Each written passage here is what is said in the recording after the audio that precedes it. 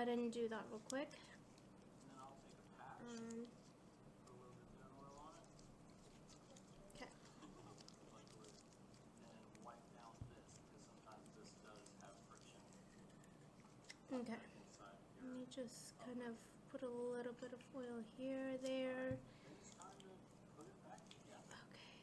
So, yeah, it's not, it's a very simple gun to take apart. Find a sheet, take apart clean.